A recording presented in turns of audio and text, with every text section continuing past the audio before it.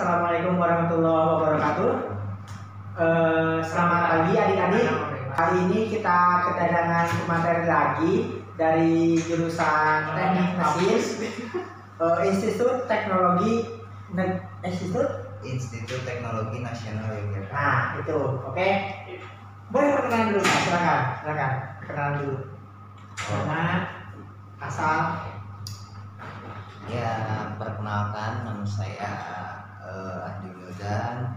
Saya kuliah di Institut Teknologi Nasional Yogyakarta, jurusan Teknik Mesin 2017. Saya berkuliah di institut. Waktu itu awal mulanya sih mendapat informasi dari teman-teman atau beberapa senior yang sudah masuk ke sana yang merekomendasikan untuk melanjutkan studi di sana dengan jalur rapot sih kalau saya dulu. Oke, siap. Oke. Mungkin seperti itu. Oke, siap. Oke Kak, tapi saya manggilnya Kakak Kimi sih ya. Jadi panggilannya Kimi gitu ya. Jadi kita berkenalan di satu paguyuban mahasiswa Jawa Barat yang kuliah di Yogyakarta. Jadi saya manggilnya Kakak Kimi nih, oke? Jadi adik-adik juga bisa manggilnya Kakak Kimi, bisa kan? Bisa. Oke, siap. Kak Kimi, jadi dalam pembahasan pertama, karena bagaimanapun kan kuliah itu membutuhkan biaya ya Kak. Nah, berapa nih biaya yang harus dikeluarkan jika ingin mengambil jurusan teknik mesin di ITNY? Untuk total keseluruhan dari semester 1 sampai semester 8 itu sekitar 46 juta sampai 50 juta keseluruhan. Tapi untuk rinciannya, untuk angkatan saya itu per tahun dari angkatan saya itu pertama masuk itu uang pangkalnya 16 juta, terus uang SPP-nya 1.800.000, per SKS-nya itu 100.000. Nah, kalau di kampus saya itu ada beberapa angkatan yang berbeda-beda variatif lah, dalam arti per angkatan itu beda-beda. Nah, untuk angkatan saya itu dapat 16 juta untuk uang pangkalnya dan SKS-nya itu 100.000. Nah, untuk adik tingkat saya itu SKS-nya itu 110.000, uang pangkalnya itu sekitar 18 jutaan atau sampai 20 juta kalau nggak salah menurut informasi. Tetapi kalau mau masuk ke sana ada beberapa jalur yang bisa ditempuh, mungkin bisa jalur rapot, jalur mandiri, atau jalur dari bidik misi atau beasiswa lainnya. Tergantung kalian nantinya mencari informasi. Yang penting carilah informasi maupun di kampus manapun. Tapi coba sebelum kita masuk kalkulasikan dulu berapa nominal yang harus dikeluarkan, budget berapa yang harus cukup selama masa studi untuk studi kita di kampus. Kalau saya pertama masuk mengkalkulasikan dulu berapa budget yang selama studi keluar untuk misalkan dari semester 1 sampai semester 8 itu sekitar 46 juta sekian dan belum termasuk uang praktek sih sebenarnya itu paling sekitar 50 lah kalau kita bulatkan. Selama program studi saya dirata-ratakan di target dari kampus itu 4 tahun 2 bulan harus cepat lulus. Karena apa? Kenapa cepat lulus? Pertama dari segi umur untuk mencari pekerjaan, kedua kita dituntut untuk bagaimana berkarya atau mendidik ilmu sebebas mungkin atau berkarya semaunya, tapi dengan bimbingan para dosen-dosen yang sudah ahli lah di bidangnya. Kalau di jurusan saya sih seperti itu enaknya. Oke. Jadi dari tahun ke tahun memang naik ya sekitar 1 jutaan ya. Oke. Nah, adik-adik mungkin bingung nih, SKS bayar apa tuh SKS? Nah, jadi SKS itu kalau dalam sekolah itu dimaksudkan dengan mata pelajaran, gitu ya. Jadi biasanya satu mata pelajaran itu biasanya minimal 2 SKS gitu ya Kak Kimi. Nah, dan biasanya satu semester itu maksimal 24 SKS ya. 24 SKS. Jadi kalau misalnya nih Kak Kimi kan 100.000 per SKS. Nah, kalau misalnya ambil 24 SKS berarti kurang lebih Kak Kimi bayar 240.000. 2.400.000 asal bilang salah. 2.400.000 gitu ya. Nah gitu perhitungan SKS. Nah bisa aja Kak, kalau misalnya pengen lebih murah SKS-nya bisa gimana? Bisa kalau misalnya kalian kurangi aja mata pelajarannya. Cuma kalau misalnya kalian berkurang mata pelajarannya, otomatis tahunnya akan lebih panjang gitu ya, kayak gitu. Kayak ini ada tambahan untuk mengenai biaya kuliah? Mungkin untuk biaya kuliah lebih enaknya kita rincian dulu, jadi cari informasi dulu. Jadi coba cari referensi, misalkan kampus A berapa nominal seluruhnya, kampus B berapa nominal, dan harus persiapan uang darurat. Dalam arti uang darurat itu uang-uang yang ketika mata kuliahnya tidak lulus terus ngulang kembali. Nah itu harus benar-benar dipersiapkan. Pertama itu karena untuk pendidikan saat ini, ya mohon maaf katakanlah pendidikan saat ini budget itu sangat perlu karena perlunya apa? Perlunya yang untuk ukuran kampus pastilah masalah finansial perlu. Betul. Apalagi untuk keadaan kampus saat ini, apalagi kampus saya kampus swasta yang emang diperlukan budget dari mahasiswa itu. Yang paling penting mungkin tips dari saya, kalkulasikan seluruh anggaran yang ada, atau cari referensi kampus yang menurut kalian bagus, minimal akreditasinya B.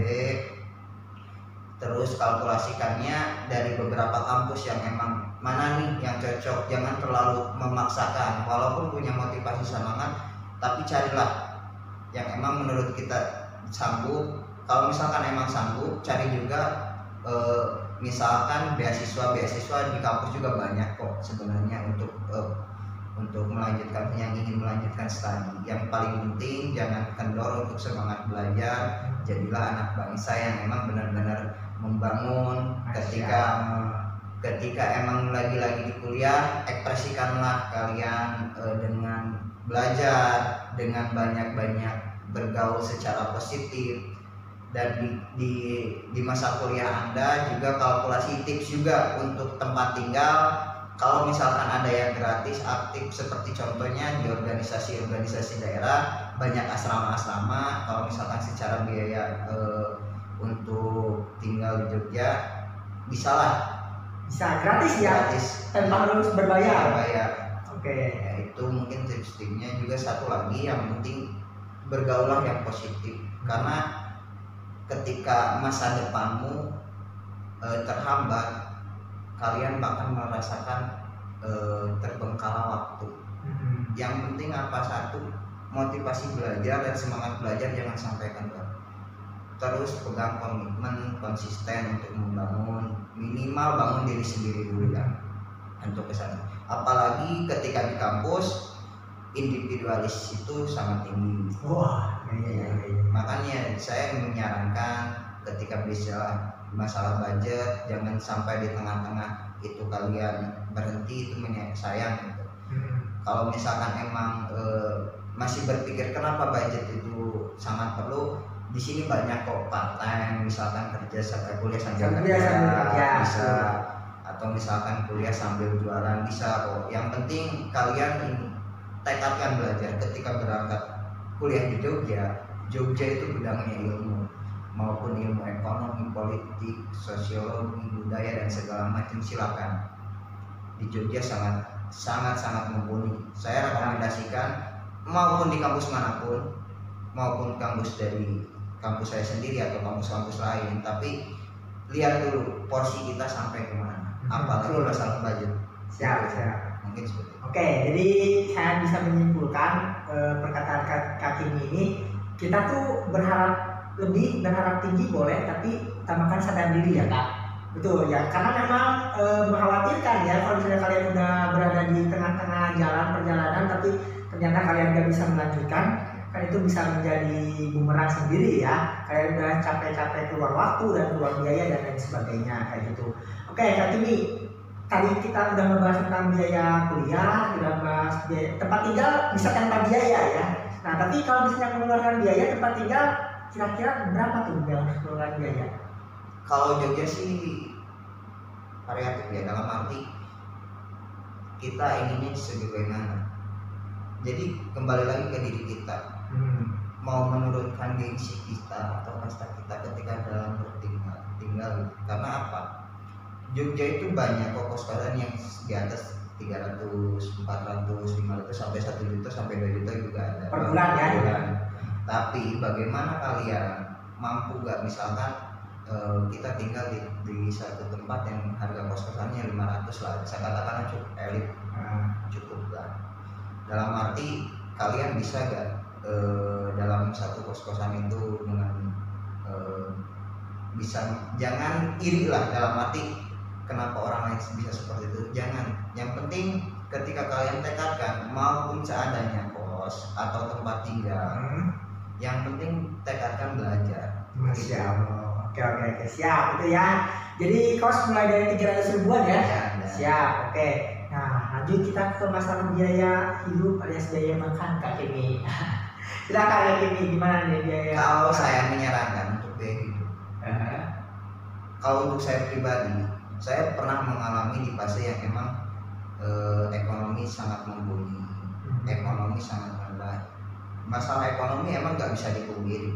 Saya akui, saya pribadi juga belum bisa memanage bagaimana pengeluaran sehari, tapi minimal ketika kita dapat uang, ketika misalkan kita bisa sendiri masak sendiri, lebih baik kita lakukan aja sendiri dulu. Untuk pengeluaran itu, untuk saya kan dari sini udah lumayan lama, sekarang udah 7 tahun lah, berarti dari mulai Jogja harga apa ya, nasi kucing 800. Wih, mengalami ya Kak Kimi? 1.500, sekarang kan ada yang 2.000. Bagaimana kita bisa mengirit, dalam arti berani menurunkan kasta ketika jadi mahasiswa. Jangan sok lah. Oke lah, katakanlah yang mampu secara ekonomi, yang monggo itu kembalikan ke diri teman-teman. Ketika misalkan kastanya bisa bersaing di minimal yang sangat lumayan pedih, sangat tidak pedih, sangat lumayan, itu kita harus bisa merasakan. Benar. Karena apa? Targetnya buat apa? Ketika kalian bisa merasakan seperti itu, hidup kita lebih tertata. Belajar dari mulai sedikit-sedikit.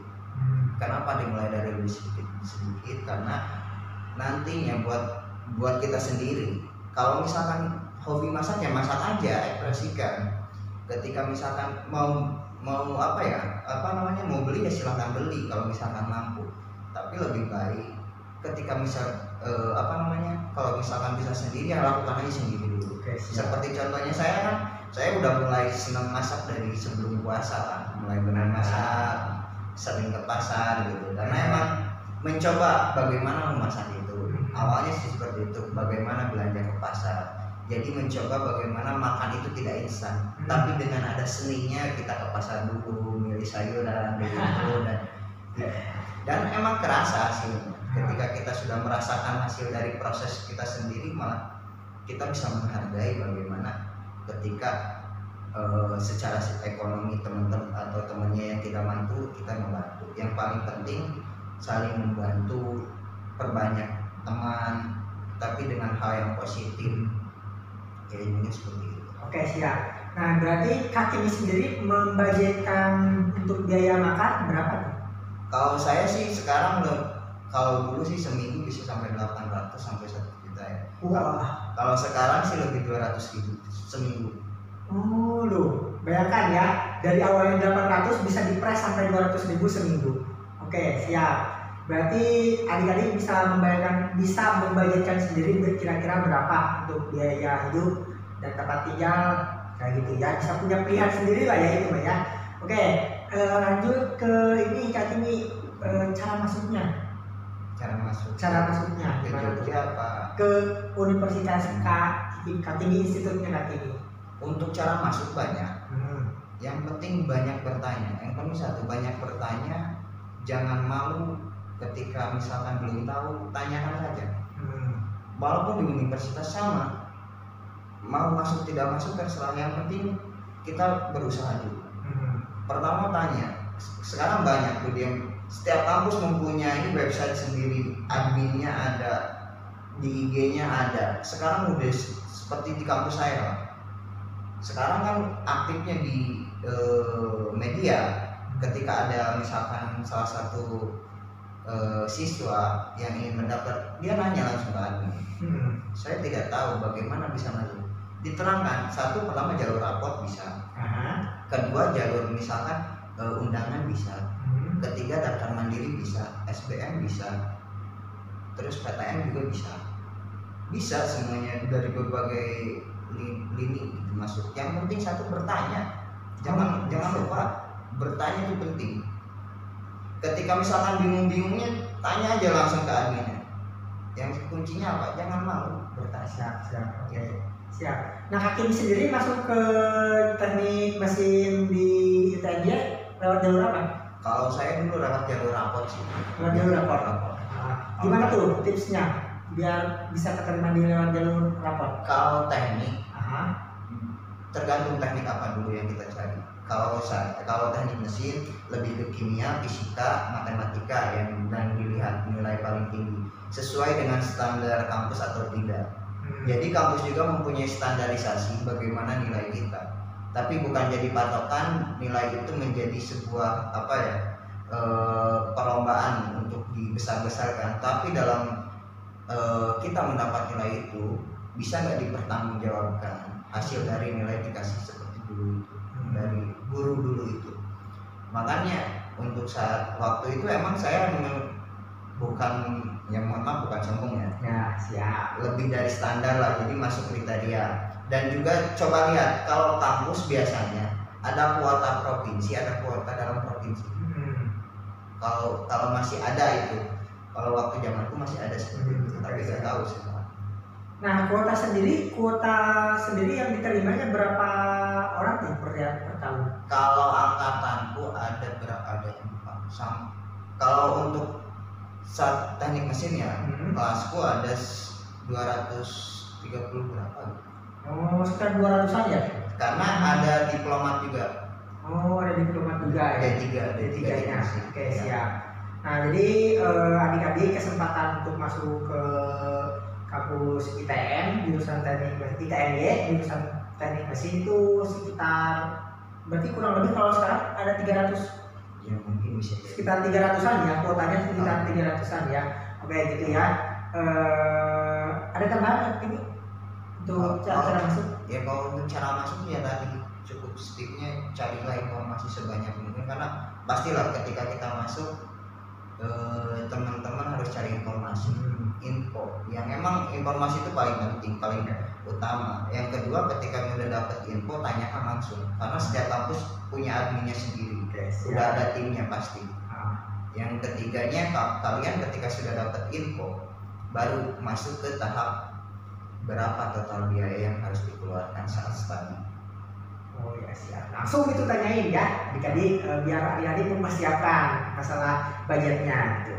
Oke, jadi lanjut kita ke pembahasan ini Kak, pembahasan masalah beasiswa. Gimana tuh masalah beasiswa? Untuk beasiswa standarnya gini kalau kamu saya, bagi orang yang emang benar-benar dia mempunyai motivasi semangat belajar, tapi dengan keadaan ekonomi keluarganya yang tidak mampu, itu biasanya menjadi pertimbangan kampus untuk bisa mendapat beasiswa. Contoh, ada senior saya yang jadi divisi, dia juga secara ekonomi dan finansial dia tidak mampu, tapi dia mempunyai motivasi semangat belajar. Dia bagaimana bisa dapat, harus sesuai dengan syarat. Ketika misalkan ingin dapat beasiswa, syarat yang paling penting IPK di atas 3, biar tidak tergeser oleh orang lain yang mengajukan juga.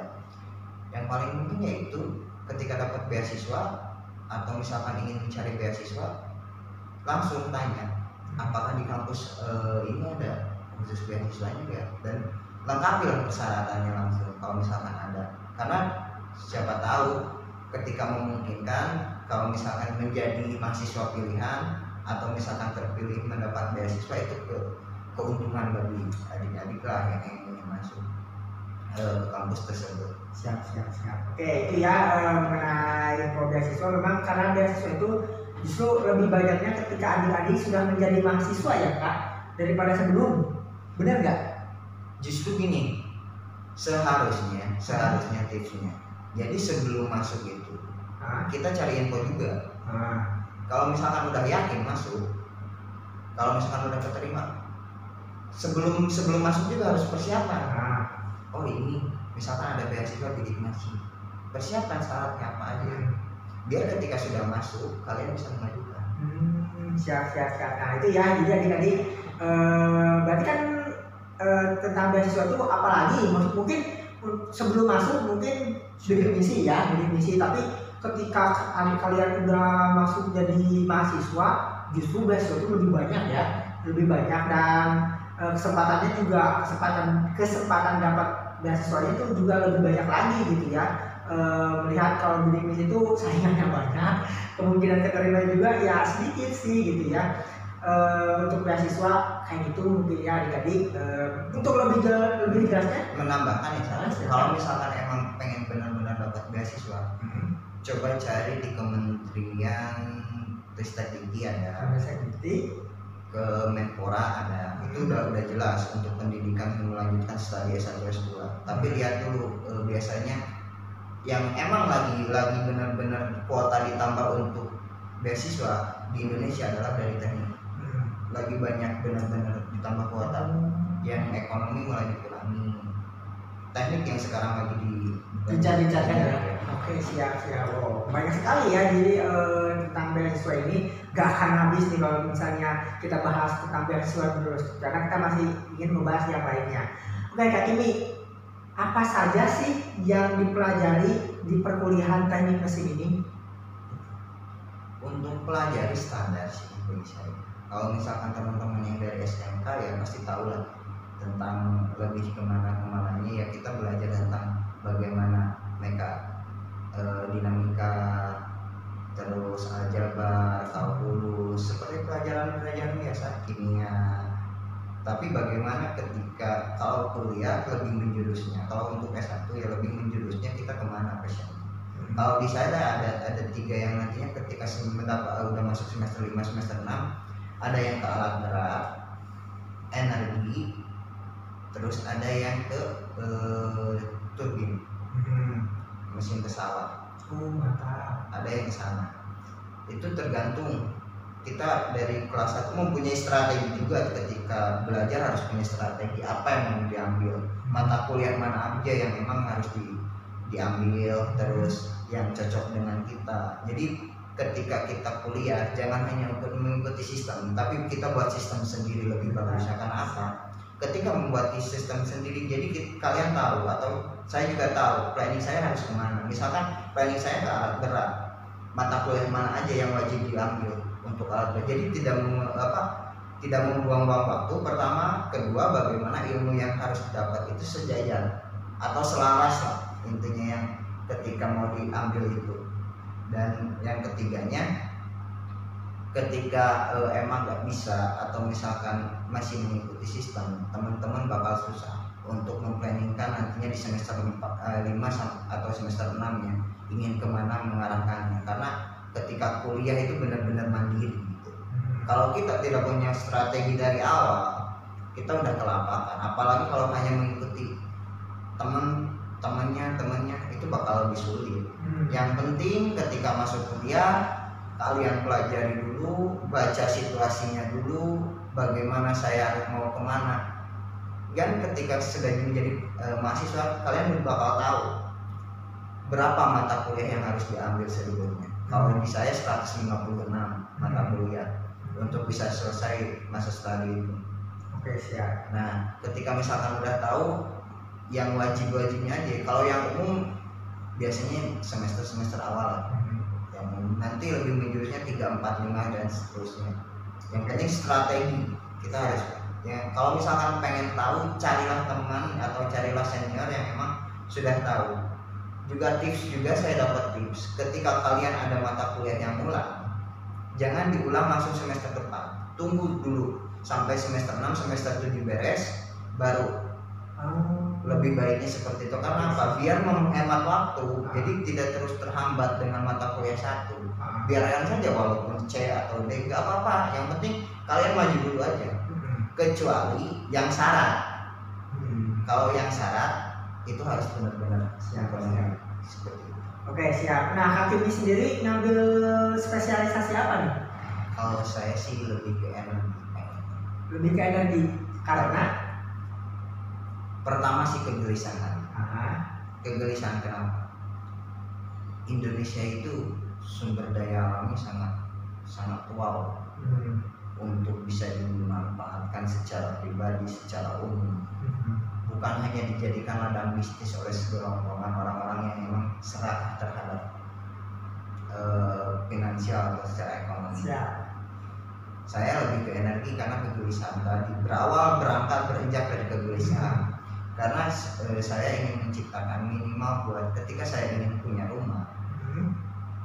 Jadi memakai listrik dari negara itu cuma hanya sebatas formalitas. Tetapi saya menciptakan memanfaatkan matahari untuk menjadi energi atau menjadi aliran listrik. Ya itulah kenapa saya mempelajari ke sana, bagaimana saya harus belajar, bagaimana saya memanfaatkan angin untuk dijadikan listrik, bendungan atau segala macam. Ya itulah karena berawal dari kegelisahan, minimal untuk saya pribadi dulu, mungkin untuk orang lain saya belum bisa. Oke, siap. Nah, mungkin Kak Timi bisa menjelaskan masing-masing penjurusan itu kayak gimana yang pelajarinya. Kan tadi udah energi nih. Nah, terus yang 3 lagi? Yang 2 Oh, untuk yang alat berat. Hah? Untuk alat berat saya belum nggak terlalu memahami, tapi saya paham sedikit. Kenapa alat berat? Sekarang alat berat itu sangat diperlukan, apalagi dengan kondisi yang Indonesia saat ini. Kenapa?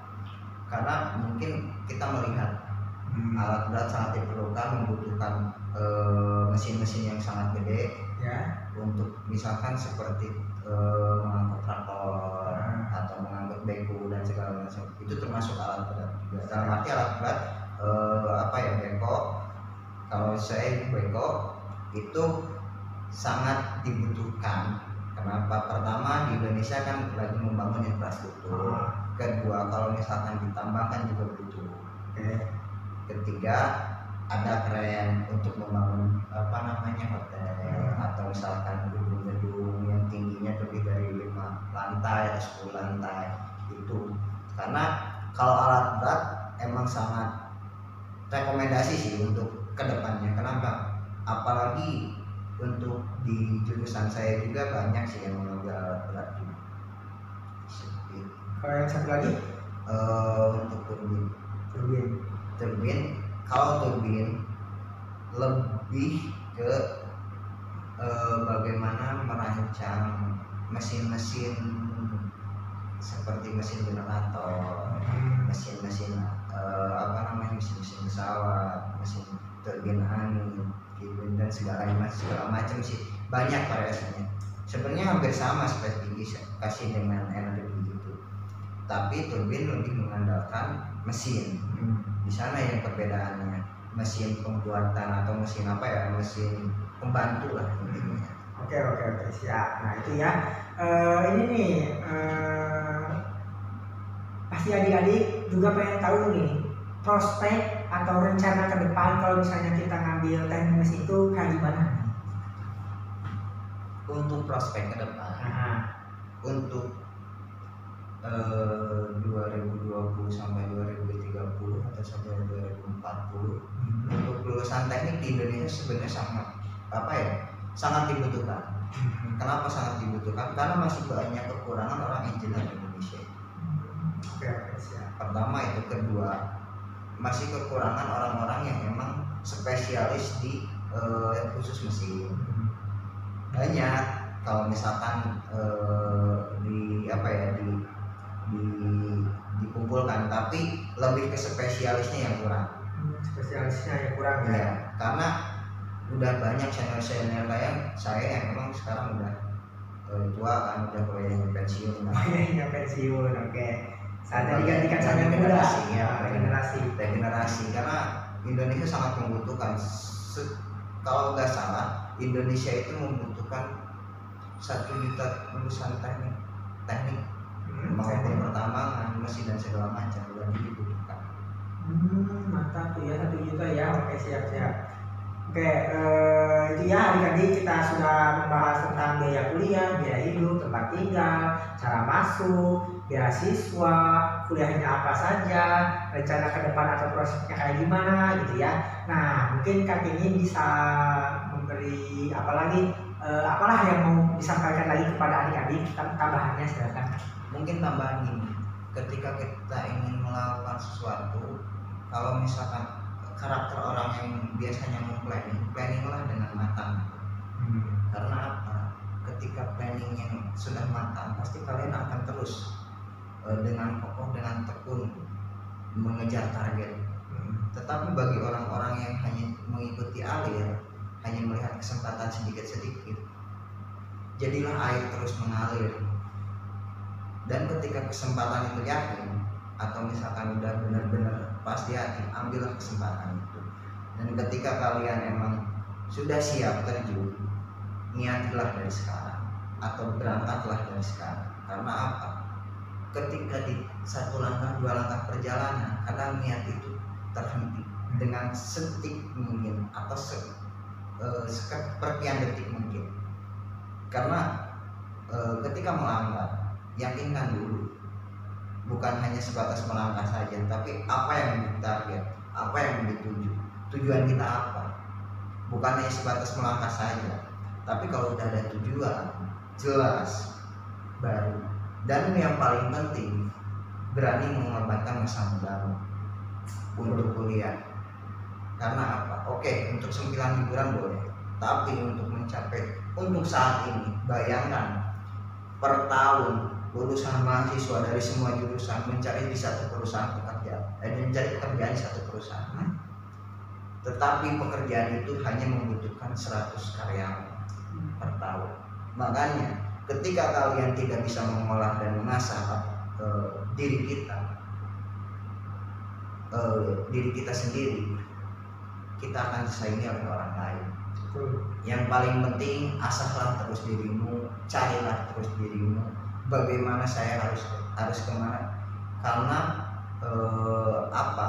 harus seperti itu. Ketika kalian tidak tahu, kalian akan terjadi. Dan jangan takut. Ketika gagal, terus coba lagi. Ketika gagal, terus coba lagi. Walaupun belum berhasil, pasti menemukan jalan. Yang paling penting satu, dekatkan diri dengan Tuhan. Masya Allah. Itu menjadi sebuah pegangan yang paling penting. Manusia kadang menjadi bisa menjadi munafik, bisa membohongi atau menjauhi, bisa menjadi musuh. Tetapi ketika kalian mempunyai pegangan yaitu agama, itu menjadi pelak yang paling penting. Dan ketika kalian sudah menjadi benar-benar teguh dengan pegangan itu, kalian tidak akan takut menghadapi orang siapapun. Kalian tidak akan takut gagal ketika melakukan, misalkan pengen kuliah. Karena ketika kalian ingin melakukan, kalian sudah ada satu pegangan yang paling penting. Mantap. Oke, siap itu ya. Kalau adik-adik pengen menghubungi Kak ini bisa lewat mana ya? Sangat privat kalau itu, karena kalau saya bukan sombong sih sebenarnya. Banyak yang memang nomor ini privat khusus dengan orang-orang yang, karena saya sedang di suatu organisasi yang sangat penting gitu. Bagian kita juga, karena emang nomor ini ya mungkin IG lah ya, di IG aja, nggak perlu ya. Siap. Kalau IG Andi Wildan 12. Oke, siap. Itu ya. Jadi kalian misalnya pengen mengenal Kak Kini atau pengen tahu info, kan kata Kak Kini juga, jangan sampai ketinggalan info, jangan sampai kalian tanya-tanya lupa nanya tentang info-info kayak gitu ya. Oke, adik-adik, itu aja yang kita bahas karena rasanya udah komplit ya kita membahas di sini Kak Kini. Oke, siap. Jadi adik-adik, terima kasih sudah menonton. Buat adik-adik yang pengen tahu jurusan lain, kampus lain, silakan komentar saja. Nanti insya Allah akan kakak carikan yang kalian pengenkan itu. Terima kasih Kak ini sudah bergabung. Oke, ya. Sampai jumpa lagi adik-adik di video selanjutnya. Assalamualaikum warahmatullahi wabarakatuh.